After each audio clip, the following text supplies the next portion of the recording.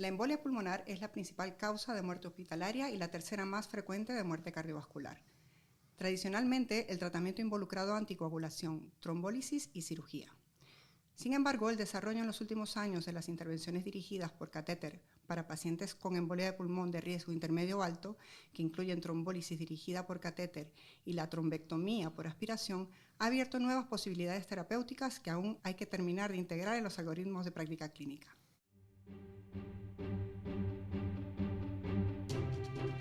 Cardio Podcast. Novedades científicas y actualidad clínica de la mano de expertos de la especialidad.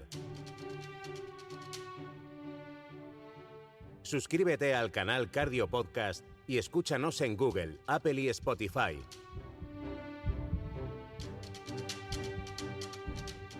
Hola, estás escuchando Cardio Podcast, una actividad de la Sociedad Española de Cardiología coordinada por su grupo de jóvenes cardiólogos.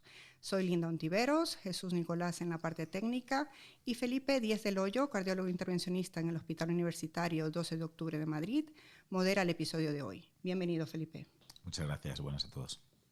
Felipe, nos propones hablar del tratamiento de la embolia de pulmón, más concretamente de las terapias dirigidas con catéter y cómo ubicarlas en los algoritmos actuales de manejo del TEP. ¿Son unas herramientas más dentro del complejo arsenal terapéutico del que se dispone o estamos ante una nueva revolución en la reperfusión por catéter, como la que se vivió hace décadas con el infarto agudo de miocardio con elevación del segmento ST?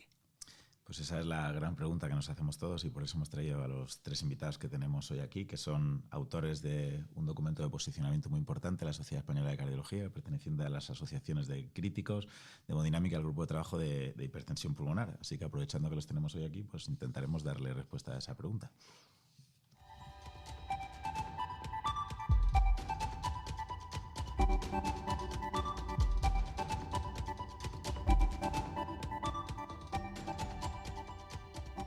Vamos ya a presentar a los invitados que nos acompañan hoy en esta mesa Cardio Podcast. Tenemos con nosotros a Miriam Juárez Fernández, cardióloga en el Hospital Universitario Gregorio Marañón de Madrid. Hola, Miriam. Buenas a todos, muchas gracias por la invitación. Roberto Martín Asenjo, cardiólogo en el Hospital Universitario 12 de Octubre de Madrid. Bienvenido, Roberto. Hola, y es un placer estar aquí con vosotros. Y Pablo Salinas Sanguino, cardiólogo en el Hospital Clínico San Carlos de Madrid. Un placer, Pablo. Muchas gracias por recibirme. Bueno, antes de entrar en materia, como vamos a hablar hoy de terapia de reperfusión, que es de lo que va o en lo que se centra el documento de posicionamiento, me gustaría que Pablo, que es hemodinamista y que sabe mucho de esto, nos hiciera una pequeña introducción para los no expertos de en qué consiste esto de la terapia de reperfusión en la embolia de pulmón, por poner un poco las bases de lo que vamos a estar hablando en el podcast de hoy.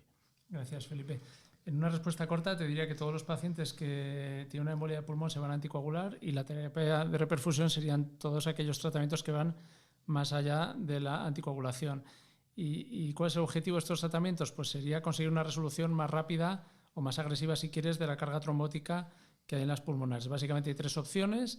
La embolectomía quirúrgica, que es una estrategia que ha estado siempre ahí, pero que en la práctica la mayoría de los hospitales no tienen programas abiertos de embolectomía quirúrgica en la embolia aguda de pulmón.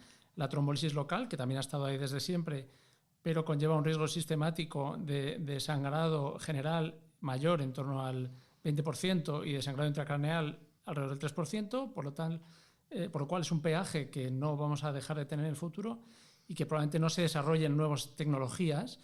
Y lo que irrumpe con fuerza son los tratamientos intervencionistas, de manera similar a como hicimos con el infarto, que antes se fibrinolizaba y ahora se hace intervencionismo agudo. En el ictus, que también hay muchos ictus que ahora se están interviniendo en la fase aguda, pues en la embolia de pulmón ya somos capaces de entrar ahí y sacar los trombos o poner fibrinolíticos locales que aceleran la disolución del trombo con menos riesgo de sangrado. Y de esto es fundamentalmente de lo que venimos a hablar hoy, sobre todo. Pues muchas gracias, Pablo. Buena introducción. Si os parece, vamos a dividir el podcast de hoy en dos bloques, dos principales en función del riesgo de los pacientes con embolia de pulmón. Primero vamos a hablar centrándonos evidentemente, como hemos dicho, en la reperfusión. Empezaríamos con el TEP de riesgo intermedio o alto, ¿no? Que son y continuaríamos con el TEP de riesgo alto, el que tiene un poquito de compromiso hemodinámico. Entrando en el TEP de riesgo intermedio o alto, Miriam, ¿estamos ante un cajón desastre? ¿Hay TEPs de riesgo intermedio o de riesgo más alto? ¿O tenemos que tratar a todos los pacientes en este grupo igual? Bueno, por recordar un poquito a todos lo que es el TEP de riesgo intermedio alto, son aquellos pacientes que tienen un PESI elevado, que tienen parámetros de disfunción ventricular derecha y que tienen elevación de marcadores como son la troponina o el NT-proBNP. Como veis, estos son criterios muy simples, con lo cual efectivamente este es un cajón desastre porque aquí entran muchísimos pacientes. Y efectivamente en los últimos años sí que hemos visto que hay una serie de marcadores de riesgo que se asocian a mayor riesgo de deterioro hemodinámico, como pueden ser que el paciente ingrese con un síncope o tenga un láctico elevado o que estén más taquicárdicos, con tensiones más justas, y es en este tipo de pacientes en los que nos tenemos que centrar para tratar de identificar estos pacientes, y son estos en los que les tenemos que ofrecer un tratamiento un poquito más agresivo. De todos los parámetros, que ya Miriam ha tocado varias teclas que hay para identificar ese paciente un poquito más de riesgo, ¿cuáles son los que a vosotros os identifica más ese paciente? Porque por lo menos a mí la troponina dicotómica ultrasensible me deja frío. ¿Qué pensáis del resto? Robert, por ejemplo. Bueno, es verdad, Felipe, la troponina ultrasensible es un marcador de riesgo. Tenerla elevada es peor que tenerla normal, pero realmente no es capaz de discriminar o no hay un punto de corte a partir del cual pueda ser más agresivo o no. Y hay otros marcadores bioquímicos, por ejemplo el láctico que avanzaba Miriam, porque ella sí que nos está hablando de la repercusión sobre el paciente, sobre los órganos del paciente, de esta situación de shock obstructivo o hipotensión profunda. Tenemos también otros parámetros que no tienen por qué ser analíticos. Pues bueno, hay parámetros de imagen, hay a día de hoy pues el ecocardiograma, pero sobre todo el TAC nos puede también ayudar en función de la carga trombótica, la localización de esos trombos, si son en zonas proximales del árbol pulmonar, si incluso puede haber algún trombo en tránsito moviéndose por las cavidades en un ecocardiograma. Pues son datos, digamos, de imagen que nos van a ayudar a seleccionar pacientes que probablemente precisen con mayor urgencia una terapia dirigida por catéter más allá del simple fármaco anticoagulante o trombolítico. Dicho de otra manera, lo que estamos buscando es aquellos pacientes dentro del saco grande de intermedio alto riesgo que tienen de alguna manera una situación de pre-shock o un concepto que se ha denominado shock normotensivo, es decir, son aquellos pacientes que ya empiezan a tener parámetros de fallo, lactato elevado, tensiones entre 90 y 100, frecuencia cardíaca por encima de 100, y que si tú le mides el gasto cardíaco de forma invasiva vas a encontrar estos datos. Se conoce que 1 de cada 3 pacientes con un TEP de intermedio alto riesgo tendrá shock normotensivo, y de alguna manera creemos que estos son los pacientes que más se pueden beneficiar de ser un poquito más invasivos y de llevar a la sala. Y esta correlación para mí se asemeja mucho a lo que ocurre en la práctica clínica. Normalmente evaluamos entre 3 o 4 pacientes con intermedio alto riesgo para llevar un paciente a la sala. Es decir, que no todos los pacientes se les está ofreciendo ahora mismo manejo invasivo, incluso en los centros donde esta terapia está más implantada. Yo estoy totalmente de acuerdo con lo que dicen mis compañeros, y realmente si tuviese que elegir parámetros concretos, ¿no?, para tratar de identificar estos pacientes de más riesgo dentro de este grupo, yo creo que como parámetros clínicos elegiría el síncope, ¿vale? Para mí eso es un marcador de mucho riesgo, y el shock index, ¿no? El shock index, sabéis que es la ratio entre la frecuencia cardíaca y la presión arterial sistólica. Si esto es mayor de 1, probablemente esto identifica muy bien a los pacientes con shock normotensivo, al igual que el láctico, cuando el láctico arterial es por encima de 2. Y desde luego parámetros de imagen serían los que ha comentado antes Roberto, un trombo central, acabalgado o un trombo en tránsito. Creo que estos pacientes son de mucho riesgo. Y por adelantarnos, ¿le dais algo de importancia al apartado respiratorio? ¿A que el paciente esté un poco más apuradete desde el punto de vista respiratorio? Me alegro que me hagas esta pregunta, Felipe. Iba a mencionar que probablemente en las siguientes guías, que serán 2026 o más probablemente 2027, tendremos unos criterios de acceso a esta terapia invasiva que vendrán dados por los criterios de inclusión de los ensayos clínicos aleatorizados que ahora mismo se están realizando en intermedio alto riesgo, en los que el brazo control es anticoagulación y el brazo intervencionista es anticoagulación más intervención. Estos criterios normalmente incluyen una parte hemodinámica, es decir, tensión 90-100, frecuencia más de 100 o más de 110, una parte bioquímica con parámetros como troponina, NT-proBNP o lactato, y una parte respiratoria. Los dos ensayos clínicos, el PEERLESS 2 y el HyPeito, tienen con distintos criterios de inclusión, pero una parte respiratoria. Básicamente, si tú no llegas a una saturación normal en aire ambiente, si tienes requerimientos adicionales de oxígeno, ya tienes un problema, porque para que una embolia de pulmón realmente te genere una hipoxia severa, tiene que ser muy, muy, muy grave, o bien que tengas comorbilidades respiratorias importantes. Entonces, si tú ya tienes desaturación en reposo en aire ambiente, ya es una señal de alarma. Y otra pregunta que lanzo aquí. Ya hemos identificado a este paciente que puede beneficiarse, que a mí me gusta mucho lo del tercio que ha dicho Pablo, de pacientes. Si creemos que se puede beneficiar de una reperfusión por encima de un tratamiento anticoagulante, ¿cómo reperfundimos en el TEP de riesgo intermedio alto a este paciente? ¿Con fibrinolisis sistémica, con fibrinolisis local o con tromboaspiración con dispositivos percutáneos? Bueno, pues ese es uno de los grandes temas que aún no está del todo resuelto en los ensayos, pero que conceptualmente y por la historia que ha recorrido la cardiología, el intervencionista en todos los grandes síndromes trombóticos, desde el infarto agudo de miocardio, la enfermedad cerebral vascular, pues parece que un balance de riesgo-beneficio, las terapias dirigidas por catéter, especialmente la aspiración de trombo, la trombectomía mecánica, pues puede tener mejores resultados en cuanto a seguridad, sobre todo, porque nos evitamos los riesgos hemorrágicos que están asociados a la fibrinolisis. Aunque necesita que el paciente esté en un centro experto, pero es de acceso inmediato, con una formación razonable, los hemodinamistas pueden hacerlo, y es tratamiento rápido, resolutivo y que con escasos riesgos para el paciente, más allá del acceso vascular, pues no suelen tener grandes complicaciones. Por tanto, yo creo que lo que veremos en el futuro será un desplazamiento de estas indicaciones hacia la aspiración, hacia la técnica de aspiración, más allá de las fibrinolisis sistémicas o fibrinolisis incluso dirigidas por catéter. ¿Y cuándo, Miriam? ¿Cuándo hacemos la trombectomía en el TEP de riesgo intermedio alto? ¿O cuándo la hacéis en el Marañón? Bueno, pues es verdad que la trombectomía en el TEP de riesgo intermedio alto no es lo mismo la indicación de tratamiento urgente como en el TEP de alto riesgo, ¿no? Entonces, realmente lo que se recomienda, y también se recomienda en el documento de posicionamiento que hemos hecho, es que estos pacientes lo que tienen que estar es monitorizados, es decir, hay que empezar la anticoagulación, tienen que estar monitorizados para observar si responden o al revés o tienen un deterioro, y probablemente la ventana un poco de tiempo que veamos sea a partir de las 6 horas, si estos pacientes responden, no responden, y en mi opinión pues se debería tomar una decisión sobre si hay que hacer un tratamiento de reperfusión o no, una trombectomía, en las primeras 24 horas.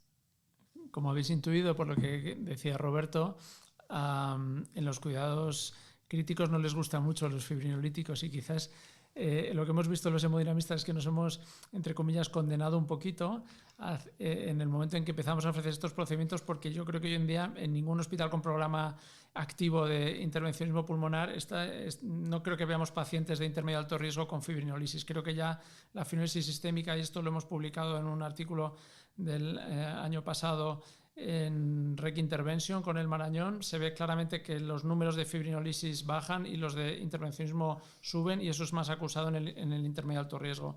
De manera que nos quedaría trombolisis local o aspiración. Ahora mismo yo creo que no hay mucha evidencia de peso. Está el PIRLES 1, que es un estudio que compara cualquier tipo de trombosis local con aspiración, y sale ligeramente mejor la aspiración, pero sobre todo en endpoints no duros, o sea, estancia en UCI o deterioro clínico después del intervencionismo, que tiene un 3% menos, pero ya son cifras bajas, es decir, 5% trombolisis local, 1.5, alrededor de 1.5 en intervencionismo con tromboaspiración. O sea, un poquito más definitiva es la aspiración, pero no hay una diferencia tremenda. Entonces, hay muchos centros que tienen programas activos de trombolisis local, que es un procedimiento técnicamente muy sencillo y rápido, 15 minutos, y que probablemente esté bien y se van a ver refrendados, ojalá, por el estudio Hypeito.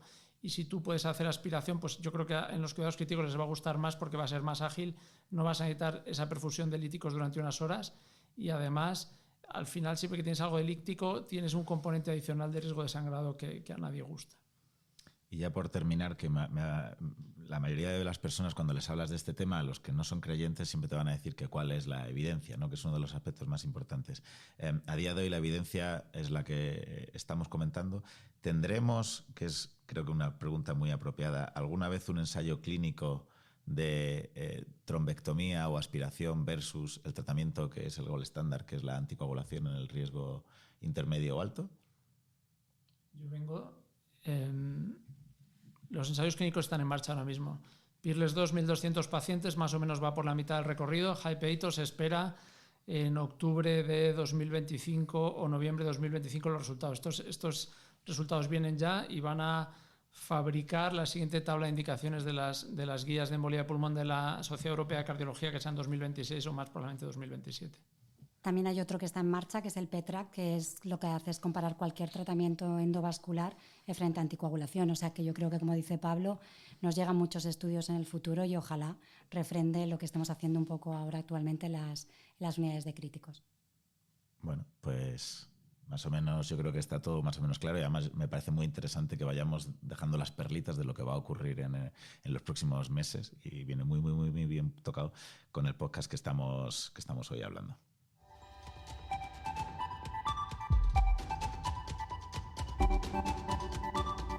Estás escuchando Cardio Podcast.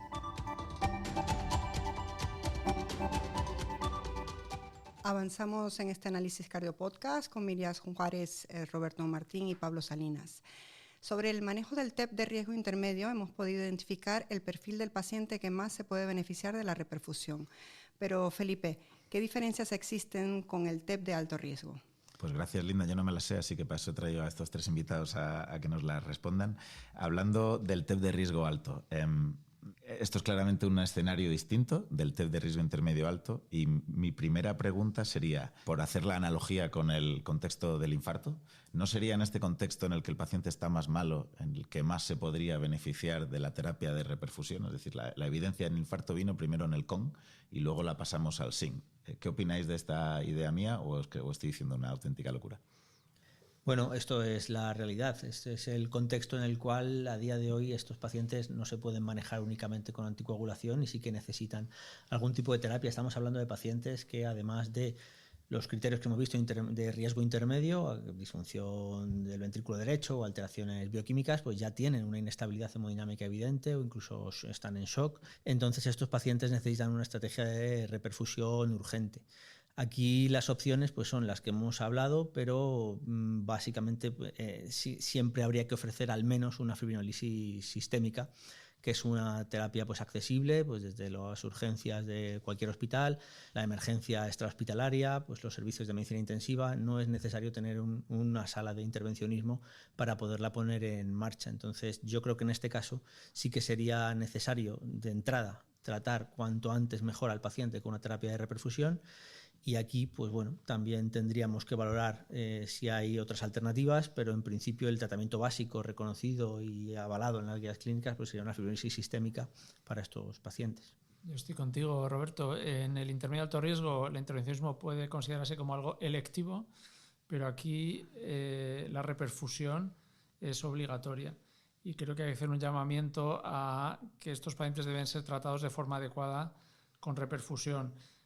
Para mí el reto no es tanto si puedes o no puedes hacer el tratamiento más apropiado, porque yo creo que fibrinolisis se puede hacer en la mayoría de los centros, y si el paciente tiene contraindicaciones y vive en un ámbito en el que tienes una red o tienes un hospital de referencia donde tú puedes transferir, tienes o debes transferir este paciente.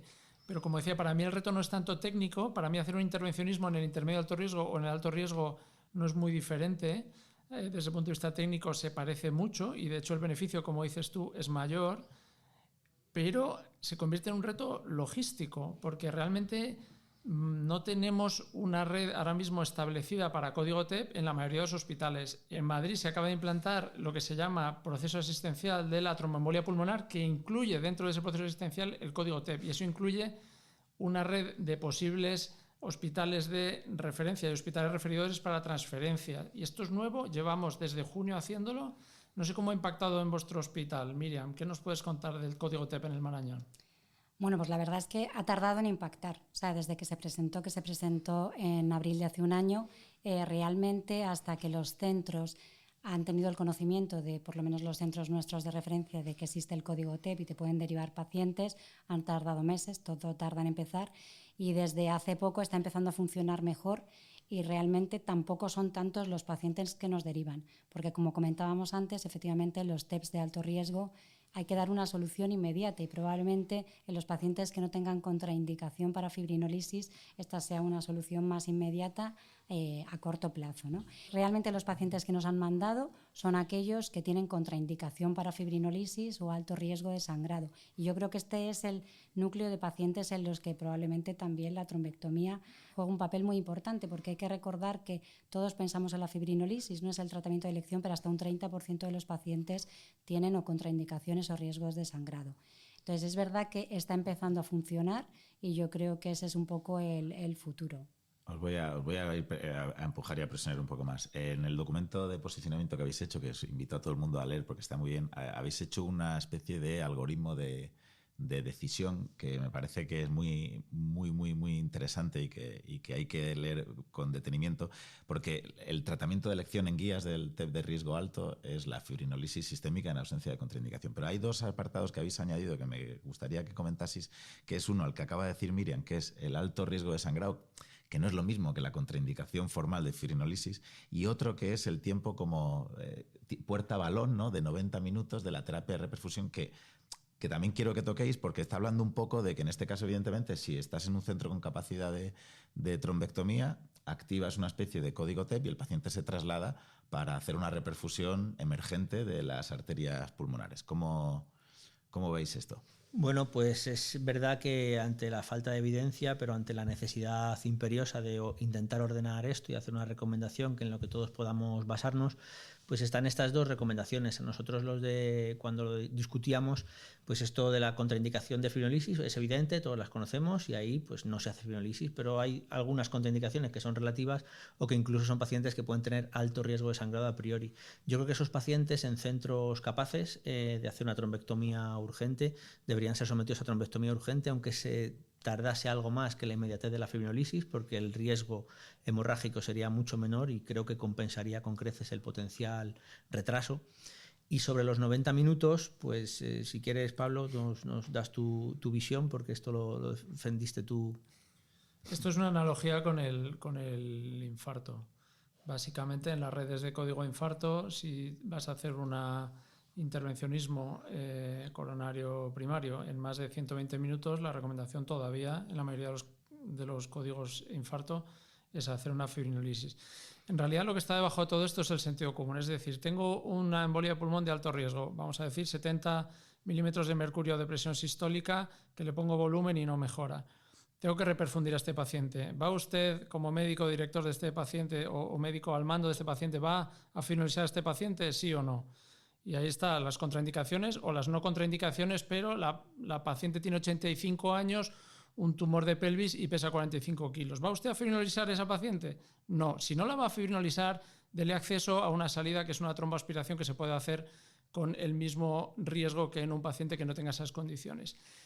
Ahora bien, ya hemos decidido que queremos hacer la trombectomía. Ahora viene la siguiente pregunta, que también es de sentido común. ¿Podemos hacer esta trombectomía? Pues en algún escenario se puede y en otro escenario no se puede. A lo mejor hay hospitales en los que esto funciona 24/7 y hay hospitales que no. Hay pacientes que vienen a las 10 de la mañana de un lunes y hay pacientes que vienen a las 5 de la mañana de un sábado. Entonces, viene la pregunta lógica de si tiene usted logística de hacer esta intervención. Y si no tiene logística, pues a lo mejor es mejor hacer una fibrinolisis asumiendo un riesgo mayor de sangrado, porque lo que sí que sabemos es que solo con anticoagulación en general estos pacientes no van bien y tienen alto riesgo de descompensación, shock o parada cardíaca. Ya has dicho la palabra clave, shock, y quería tocar un poco del tema más centrado en los críticos. Las embolias de pulmón de alto riesgo, la verdad es que se mueren, se ponen muy malos, se inestabilizan y el riesgo de parada cardíaca es muy alto y lo vemos todos los días. De hecho, es una causa muy importante de mortalidad intrahospitalaria. Tenemos el paciente que acaba de poner Pablo Salinas en la mesa, pero no de 85 años, vamos a ponerlo un poquito más joven. Está claramente con inestabilidad hemodinámica, empezamos drogas vasoactivas.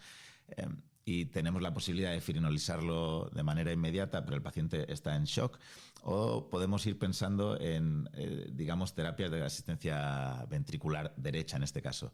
¿Os modifica algo el shock para decidir fibrinolisis? Porque evidentemente si se fibrinoliza, cualquier tipo de asistencia después ya está pagando un peaje. ¿O os gusta la estrategia de, bueno, pues lo puedo llevar a hacer, si hay posibilidad, una terapia de reperfusión, que tumbas al paciente en una sala de hemodinámica o de intervencionismo y a partir de aquí, pues si el paciente necesita asistir, pues lo puedes asistir en el mismo momento a la vez que le haces la trombectomía?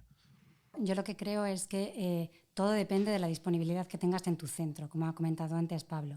O sea, efectivamente, si tú tienes todo el abanico de opciones, ¿no? Es decir, si tienes la opción de fibrinolisis, de trombectomía percutánea y de poder poner un ECMO, es verdad que los pacientes, como el que has descrito, ¿no? Pacientes que están muy inestables, que le pones drogas, que va subiendo drogas y el paciente no responde, que está en una situación de shock profundo o preparada o incluso intraparada, ese paciente, el hacer la fibrinolisis, primero la fibrinolisis tarda su tiempo en hacer efecto, con lo cual no va a ser tan inmediato, y luego supone un peaje a si tú quieres poner una asistencia, ¿no? Se sabe que los pacientes que se ponen un ECMO, en los que se le ha puesto previamente fibrinolisis, tienen mayor riesgo de sangrado. Entonces, efectivamente, si tú tienes todas las posibilidades, lo ideal sería probablemente poner primero una asistencia, estabilizar al paciente y luego hacer un tratamiento de reperfusión.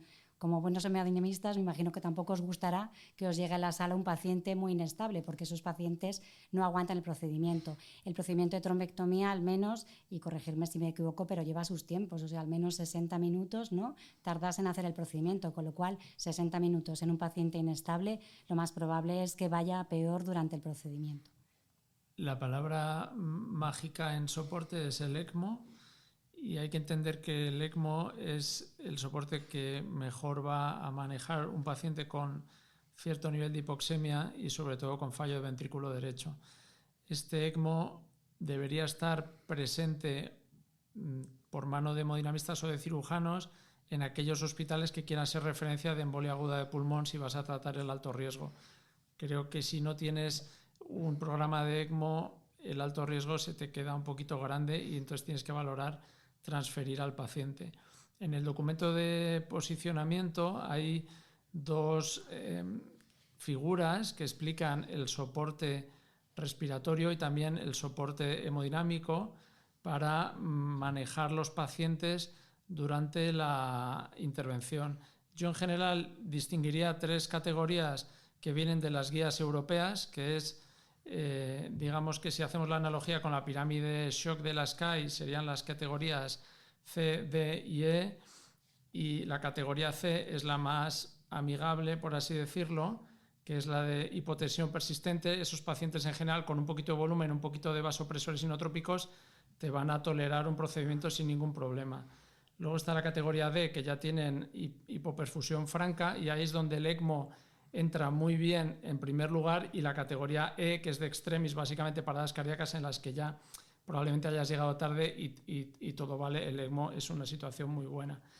Bueno, pues como veis, muchas incógnitas todavía. Esto, desde luego, si hiciéramos un podcast en 5 años, estaríamos hablando o diciendo cosas, espero, muy distintas. Y por último, me gustaría dedicar un pequeño ratito a hablar de los equipos PERT y cómo integrar la cardiología, nuestra especialidad, en estos equipos que se van creando en los distintos hospitales para el tratamiento de la embolia de pulmón. Robert. Bueno, pues los equipos PERT tienen todo el sentido, porque es una enfermedad que afecta a todo tipo de un abanico amplio de especialistas, médicos de urgencias, médicos de medicina intensiva, medicina interna, neumólogos, radiólogos y por supuesto cardiólogos. Cardiólogos deben estar formando parte en los equipos PERT en los centros en los que existe una cardiología 24 horas, y esto es imprescindible porque conocemos las herramientas diagnósticas, las técnicas de imagen, y ahora, pues como veíamos en este podcast, conocemos y manejamos las técnicas terapéuticas desde la canulación de un ECMO y su puesta en marcha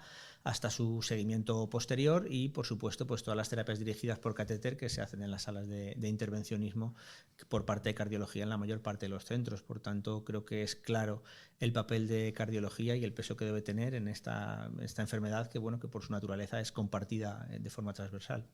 Yo estoy totalmente de acuerdo con Roberto. Yo creo que el papel de la cardiología en los equipos PERT es fundamental, y de hecho probablemente debamos liderar también esos equipos PERT, ¿no? Porque los cardiólogos participamos tanto en el diagnóstico, tenemos mucha experiencia en el manejo de la afectación del ventrículo derecho, y como hemos comentado, pues participamos también mucho en el tratamiento en todas estas técnicas de trombectomía. Quería añadir que uno de los elementos esenciales para mejorar el pronóstico de estos pacientes es identificarlos y monitorizarlos. Al principio de las unidades coronarias, cuando no había angioplastia primaria, los pacientes sobrevivían más porque tenían un infarto y se llevaban a una habitación especial donde había un enfermero cerca y un desfibrilador cerca. Y simplemente el hecho de tener una enfermería con un ratio diferente ya puede ayudar al paciente. Entonces, muchas veces, aunque tenemos con frecuencia la foto de una mujer joven que toma anticonceptivos y viene de un viaje de Tailandia, con la embolia de pulmón, la mayoría de los pacientes que peor pronóstico tienen son los hospitalizados. La mayoría de pacientes oncológicos, estancias prolongadas y cirugías de trauma tienen un riesgo casi por 2 o por 3 de tener una embolia de pulmón. Y estos pacientes, cuando tienen la embolia de pulmón, además se da la embolia en el contexto de una enfermedad o comorbilidad grave. Identificar a estos pacientes y llevarlos, sea a unidades de intermedios, a unidades de monitorización, a unidades coronarias o a UCI, simplemente identificarlos, monitorizarlos y dar pie a que todas estas terapias de reperfusión sean accesibles puede mejorar el pronóstico de estos pacientes. Y cada hospital tendrá que buscar la unidad que mejor le funcione, y a lo mejor es cardiología, pero a lo mejor no es cardiología. Lo importante es la identificación del paciente y la monitorización para poder usar las terapias que creamos que mejor van a ayudar a los pacientes. Pues hasta aquí este episodio Cardio Podcast. Muchísimas gracias, Miriam. Muchas gracias. Roberto. Muchas gracias. Y Pablo. Gracias por tenernos aquí. Muchas gracias por acompañarnos.